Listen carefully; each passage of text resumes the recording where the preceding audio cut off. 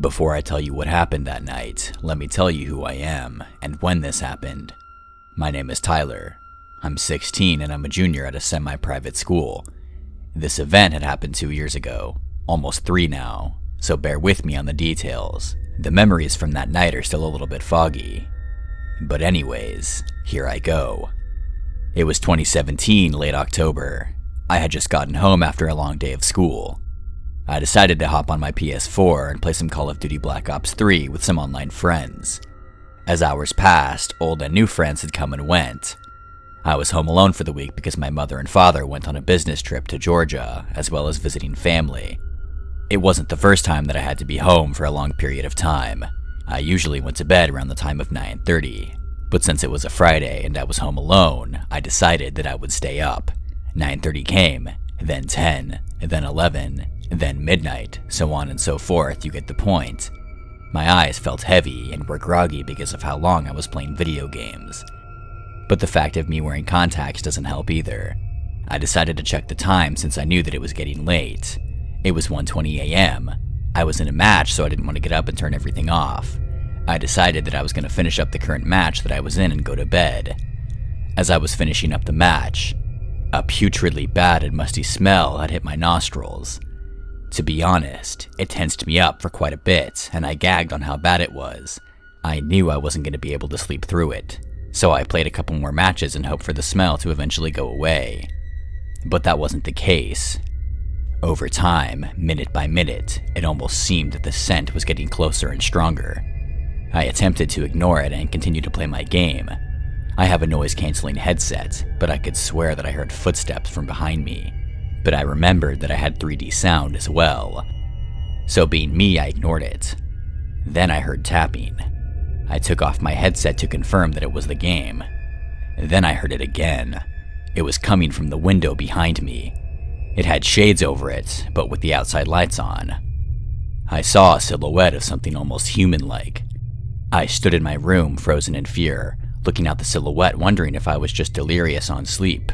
But then its head ticked to the side like a bird, and it tapped on the window once again, in the same pattern.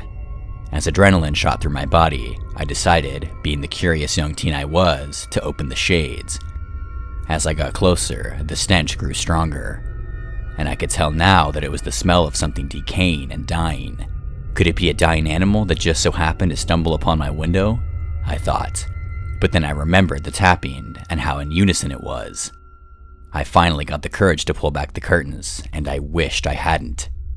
It had a human face, but where the eyes were supposed to be, there was just sockets. It had sharp teeth, so jagged I swear it could cut through steel. Its face was decomposing and rotting. It looked like it had been dead for such a long time. I stood from where I had opened the window shades in fear. I couldn't take my eyes off of this thing. I didn't know if it was looking at me or not because of its empty, soulless eye sockets. Then, it tilted its head with a sharp movement that startled me, and I screamed. It got up with so much speed and went back into the woods. When it got up, I saw its body and how contorted it was and how awkward it moved. I couldn't sleep for the rest of the night, for weeks even. I haven't seen the thing since that day. I am only sharing this now because in class a couple of weeks ago, we learned about the Native American cryptids, and the skinwalker fit the description well. The only thing off is that it usually takes the form of things that it's killed. My question is, who was the person it killed to take their form? I just hope that that's the only time I see that thing, because who knows what it might do if we cross paths again. When I was around 13, my cousin and I decided we were going to go camping in our backyard. We have a shared property that has been passed down through the family for generations. There is about 150 yards or so between our houses, and it is just an open area of yard that hits our fields. The total land is around 2.5 square miles, so it's pretty big. We have fields and a creek and even a bit of our own forest. Anyways, we decided it was a nice summer night, and we were going out to camp, so I grabbed the tent we had in my parents' garage, and we would spend the evening setting it up, then going to his house for dinner. At around 9 p.m., we decided to go to sleep since it was getting pretty dark out, and there really wasn't much we could do outside while in the tent except talking about our plans for the summer. At around 11 p.m. or so, I got a call from my then girlfriend, and she was pretty upset about something that had happened earlier in the day. I was pretty tired, so it took me a while to actually understand what she was saying and to calm her down. But once I did, we continued to chat for a bit until my cousin grabbed my shoulder hard. I told him I was on the phone and he could wait. But he just pulled me around, and when I saw his face, I instantly told my girlfriend I had to go.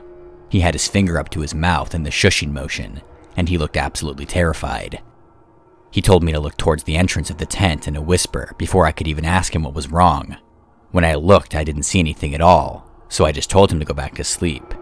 But after that, I heard the sound of someone walking around the tent. It seemed very unlikely that anyone would be out here unless it was my dad, and he isn't the type of person to prank anyone. We are generally pretty safe on our property, as we are about 10 miles out of town, and everyone that lives near us are family or old friends. I told my cousin to be quiet and stay down, and I was going to see if I could find out who it was. But when I peeked out the front of the tent, I didn't see anything. I assumed whoever it was just ran off, or that maybe it was my dad after all. But instead of pranking us, he had just decided to come check on us. That was proven to be wrong, however, as I heard the footsteps walking around the tent again as soon as I laid down. It felt like hours I listened to footsteps. Sometimes they would change pace and rhythm, but after a while, I heard them stop. I ended up looking at the entrance to the tent as I had the feeling of being watched, and I finally saw what had freaked my cousin out so much. Standing there, peering into the tent, was what appeared to be a thin man who was very dirty and almost completely naked, except for some animal skin that he wore. His eyes seemed to glow and shine, like an animal's eyes if you shined a light on them. Only there was nothing that should have made them glow like that. I laid there frozen as we peered into each other's eyes for what seemed like a lifetime, but was probably around 5 minutes or so. At this point, he very calmly and slowly backed away, turned around, then ran off in the direction of our forest. I stayed awake, straining my ears for any sound indicating he was coming back, but after about an hour and a half I had exhausted myself and fell asleep. When we woke up, we immediately looked around the tent to see if maybe we were just seeing things. But sure enough, there were bare footprints circling the tent. While looking at the prints, I noticed that some of the tracks were coyote paw prints, which would have accounted for the change in rhythm. We ended up finding a set of tracks that led into our field towards our forest, and we noted that about halfway from the tent to the field, the prints started changing from the bare footprints to the man on all fours with footprints and handprints, then slowly becoming smaller and turning into coyote paw prints. Ever since this experience, my cousin and I have had multiple encounters with what we now believe is a skinwalker. I had never heard of one until a couple of months ago, when I first heard the skinwalker story that inspired me to tell my story. The description of what they called a skinwalker is what prompted me to look it up, and why we now believe what we encountered was a skinwalker. I have only dealt with them off of our home grounds for the last few years though, as in 2016 I encountered something much bigger and much badder than a skinwalker, something that I think is keeping the skinwalkers at bay. I was on an assignment for the Army, making my way up from San Antonio, Texas to Tacoma, Washington. It was a long drive, and they gave me 6 days to report to my new unit, but I didn't mind. I love road trips. There's nothing like the freedom of exploring the world by yourself. The first day of my journey, I planned to get as much driving in as I possibly could, so I could spend a few days in Utah, and sort of a mini vacation, you could say. This was January, and the days were short, so maximizing the amount of daylight I had was crucial. I got up extra early in the morning, carried the last of my bags out to my Corolla, signed out of my old unit, and hit the road at roughly 5 a.m. It was an amazing day. I saw the landscape transform around me as I headed further west than I had ever been in my life. From the San Antonio metropolitan area, to the savannas of the Edwards Plateau, to the pancake flat farmland of the Great Plains region, America's breadbasket. Finally, the farms opened up into a prairie, and I saw the "Welcome to New Mexico, the Land of Enchantment" sign. Now I was really in the middle of nowhere. Continuing on US Route 380, I eventually found myself in Roswell. I could have gotten a few more hours of driving in and made it to Albuquerque, but I figured since I was in no rush, I might as well see what Roswell has to offer. Who knows if I would get a chance to visit again. The next day, I continued to Albuquerque, then westward on Interstate 40, by the time I reached Gallup and started northbound on US Route 491. I still had 2 hours of driving left before crossing the border into Colorado. and another 45 minutes before I would get to Cortez. My plan stopped for the night. However, my daylight was already running out, as sunset was at 6 p.m. I got Starbucks and refreshed myself for the final stretch. It was supposed to be easy, just a straight shot, but looking back on it now, I figured that, had I decided to stop in Albuquerque instead of Roswell the night previous, I would have already been in Colorado by now, and possibly be making my way into Utah. I would have saved myself from what was waiting for me on that desolate highway. Route 491 stretched far into the Navajo Nation. On either side of me were endless expanses of prairie, bookended by dark indigo mountains on the horizon. To my left, the sky glowed a faint orange-purple, the light slowly dying down like smoldering embers in a fire, until finally plunging the land into darkness. Every now and then, I would see the forlorn headlights of another car passing by, which gave me a bit of relief that I wasn't alone. I also had my road trip playlist on to keep me company. And call me ironic, but Hotel California was playing. After passing the small, lonely town of Newcomb, the next piece of civilization would be Shiprock. However, between the two was a 36-mile stretch of absolute nothingness, an abyss I had to cross. I was not ready for what I was about to witness. After several miles, and having not seen another car on the road, I saw something strange emerge from the horizon. Barely lit by the moonlight, I thought it was a road sign at first. Then as I came closer, I realized it was a person, walking on the shoulder of the road, heading in my direction. I squinted, trying my hardest to focus on the figure. In the darkness, I could tell they were wearing a poncho of some sort, with long black hair flowing down past their chest. Who could be walking out here all alone, at night, I thought. Whoever it was, they had no lights, no reflectors, no strobes of any kind to signal passing cars that they were there, and they walked on the pavement, dangerously close to oncoming traffic. I pulled to the left a bit, giving them a wide berth. Suddenly, my stereo cut out, as if I had turned it off. The screen went completely dark, and my phone disconnected from Bluetooth. While this was unusual, it certainly did happen from time to time, so I thought nothing of it. As I approached, I saw the person raise their right arm, as if to flag me down and hitch a ride. Oh no, I thought. There's no way that's happening, buddy. As my headlights swept by, I realized it was a man, dressed in a button-up shirt, a wool poncho, jeans, and cowboy boots. His large belt buckle glinted as the lights passed him. In that split second, I realized with abject shock that not only were his eyes painfully wide open, but they seemed to be tracking me. Somehow, he was able to see me through the glare of my headlights and look me dead in the eyes, not breaking eye contact until I passed. I was shaken for a bit. My nerves gradually subsided. My stereo abruptly turned back on, and my music continued playing. I brushed everything off as simply my imagination, the darkness and the shadows playing tricks on my mind. Besides, the man was behind me. I figured he must have been drunk. Indian reservations sadly had high rates of alcoholism. I looked in my rearview mirror. He was gone. I couldn't see him. Maybe he's too far behind me. No, that couldn't be. It must be too dark, maybe. I drove on, trying to figure out what had just happened, but at the same time, forcing myself not to think about it.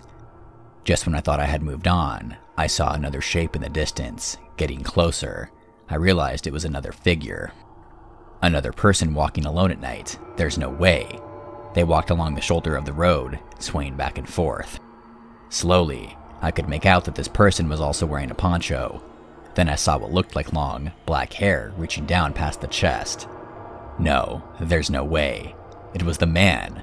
The same man. But how? The man raised his arm again, trying to flag me down.